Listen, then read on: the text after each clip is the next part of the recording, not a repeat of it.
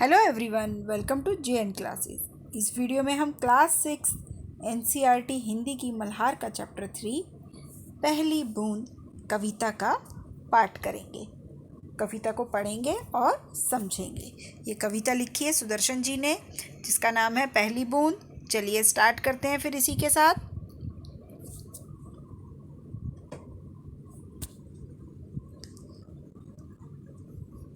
एक सेकेंड, मैं pen open कर लेती हूँ।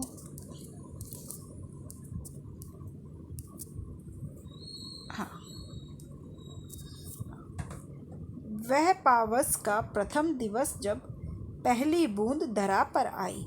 बेटा पावस मतलब जो बारिश का महीना होता है ना, उसको पावस कहते हैं। ठीक है, वह पावस का प्रथम दिवस कहते पावस मीन्स एक तरीके से सावन समझ लो, या बारिश का जो महीना होता है वो समझ लो।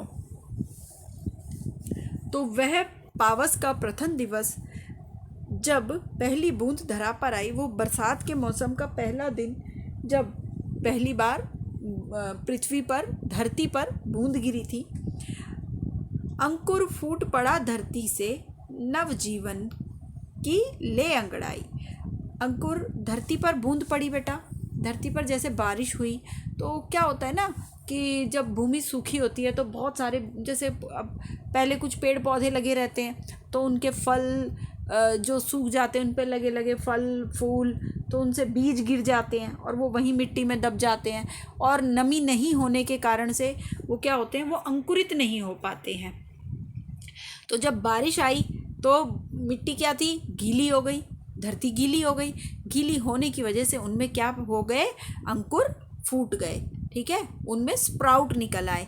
ठीक है, और ऐसा लगा कि एक नए जीवन ने फिर से अंगड़ाई ली और नई तमन्ना जीने की फिर से जाग उठी। देखो क्या होता है कि जैसे कोई एक नवजात शिशु नहीं होता, छोटा सा बच्चा, तो लगता है ना कि हाँ जीवन मिला है किसी को।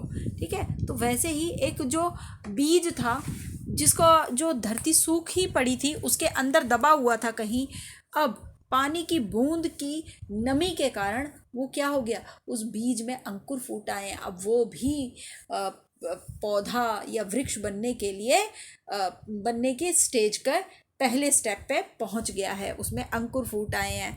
ऐसा लग रहा है कि उस बीज को, जो बेजान सा पड़ा हुआ था धरती के अंदर, ठीक है, सूखी धरती के अंदर, अब उसमें भी नए जीवन ने अंगड़ाई भरनी शुरू कर दी है, अंगड़ाई ले ली है। चलिए नेक्स्ट स्टैंजा देखते हैं। धरती के सूखे अधरों पर, अधर मतलब होंठ, धरती के सूखे अधरों पर गिरी बूंद अमृत सी आकर, वसुंधरा की रोमावली सी, हर दूब पुलकी मुस्काई, पहली बूंद धरा पर आई। धरती के सूखे अधरों पर मतलब धरती की जो ऊपर की लेयर है, जैसे पानी की कमी के कारण पानी हम जब बहुत देर तक नहीं पीते तो हमारे होंठ सूखने लगते हैं ना, ऐसे ही धरती की जो लेयर है, ऊपर की लेयर जो है वो भी क्या हो रही थी, धरती की लेयर जो थी वो सूख रही थी, यानी धरती सूख रही थी। और उस पर जब बूंद गिरी, बारिश की जब बूंद गिरी तो ऐसा लगा जैसे मानो अमृत की बरसात हुई हो।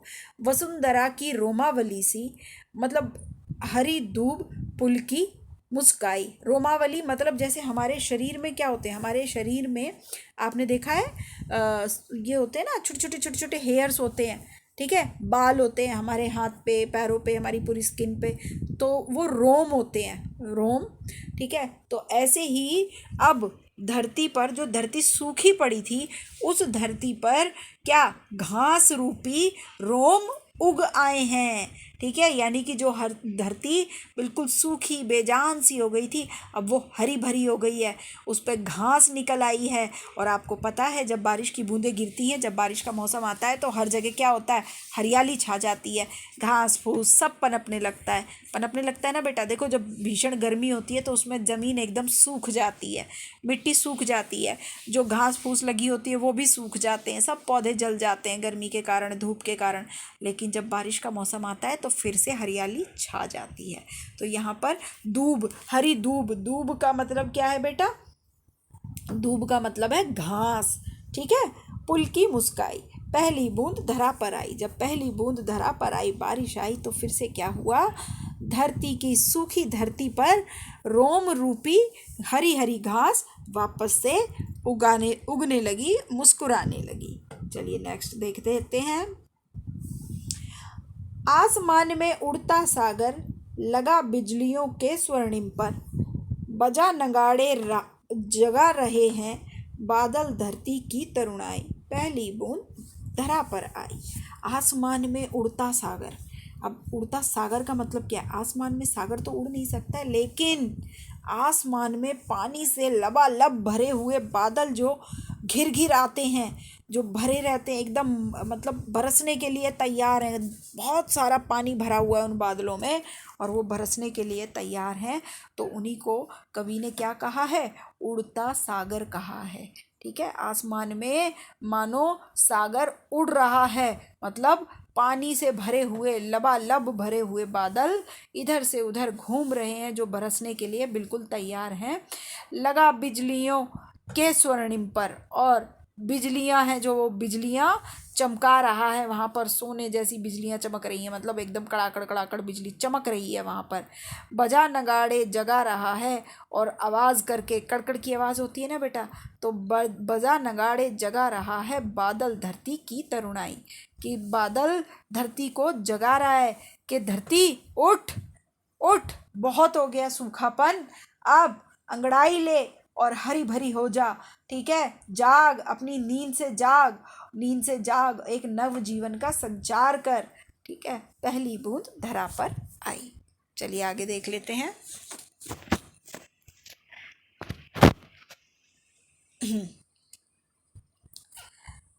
नीले नैनों सा यह अंबर, नीले नैनों सा यह अंबर। अंबर आप सबको पता है आकाश को कहते हैं, तो नीला नीला अंबर होता है, तो नीले नैनों सा यह अंबर। काली पुतली सी यह जलधारा, काली पुतली सी यह जलधारा मतलब काले काले बादल छा जाते हैं ना, तो उसको कहा गया है काली पुतली। काली पुतली क्या होती है बेटा? आँखों के, हमारा जो आँख होती है इसके अंदर जो ब्लैक ब्लैक ब्लैक एक आपको गोल वाला पोर्शन दिखाई देता है ना, देखिए ये आँख होती है हमारी ऐसे करके, और इसके अंदर ये जो ब्लैक वाला पोर्शन होता है ये क्या होता है? ये ब्लैक होता है। ठीक है, तो ये इसको क्या कहा गया है? काली पुतली से ये जलधर। ठीक है, काली पुतली से ये जलधर मतलब ऐसा लग रहा है नीले नीले आसमान में काले काली पुतलियाँ घूम रही हैं जो जल से भरी हुई हैं। ठीक है बेटा, एक सेकेंड मैं इरेज कर देती हूँ।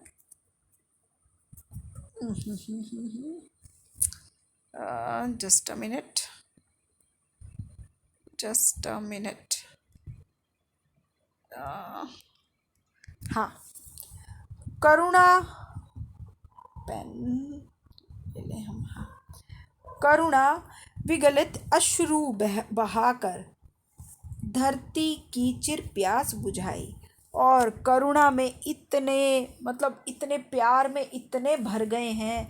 जैसे कई बार क्या होता है ना कि खुशी के मारे हमारी आंखें भर आती हैं और आंसू निकलने लगते हैं, तो वैसा ही यहाँ पर कवि ने बड़ा ही सुंदर चित्रण किया है कि वो जो काली पुतलियाँ हैं, वो जो नयन हैं, नयन में वो जो काली पुतलियाँ दिख रही हैं जल से भरी हुई। ठीक है, अब वो प्रेम में इतनी व्याकुल हो गई हैं, इतनी मतलब विगलित हो गई हैं, इतनी तड़प गई हैं कि उनकी आँख से आंसू निकलने लगे हैं, और वो आंसू मोती बन के, यानी बारिश की बूंदें बनकर धरा की चिर प्यास, बहुत जो मतलब बहुत समय से लंबी प्यास थी, जो तप रही थी धरती सूरज की गर्मी के कारण, उस प्यास को बुझाया है। बूढ़ी धरती शस्य श्यामला, बूढ़ी धरती शस्य श्यामला बनने को फिर से ललचाई। बूढ़ी धरती थी जो सूख गई थी, ठीक है, जिस पे कुछ उग नहीं रहा था, सभी पेड़ पौधे सूख गए थे, बेजान हो रहे थे। ठीक है, अब वो वापस से फिर से क्या? शस्य श्यामला, शस्य श्यामला मतलब वापस से वो हरी भरी होने के लिए और वो नव युवती की तरह होने के लिए ललायित हो रही है, ललचा रही है, तरस रही है। पहली बूंद धरा पर आई, जैसे ही पहली बूंद धरा पर आई तो वो फिर से नई नवेली बनना चाह रही है। कौन? धरती। ठीक है बेटा, इसी के साथ हमारी ये पोएम यहीं पे ख़त्म होती है। और सॉरी, इसको लिखा किसने है? गोपाल कृष्ण कौल जी ने लिखा है। मैंने पहले आपको सुदर्शन जी बोल दिया, वो बाय मिस्टेक है, ठीक है, उसको इग्नोर कीजिएगा प्लीज़। और इसको लिखा किसने है? गोपाल कृष्ण कौल जी ने लिखा है।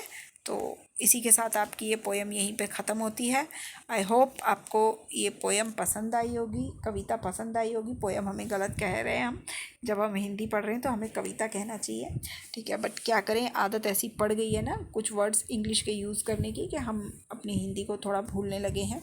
नहीं, हमें भूलना नहीं है, वह हम हिंदी प्रेमी हैं, तो हिंदी से प्यार करना भी है हमें, ठीक है। हिंदी देश के निवासी हैं तो थोड़ा बहुत नहीं, भरपूर प्यार होना चाहिए अपनी हिंदी से। चलिए फिर इसी के साथ आज का वीडियो यहीं पे ख़त्म करते हैं। कल फिर मिलेंगे नेक्स्ट वीडियो में नेक्स्ट चैप्टर के साथ। तब तक के लिए बाय बाय।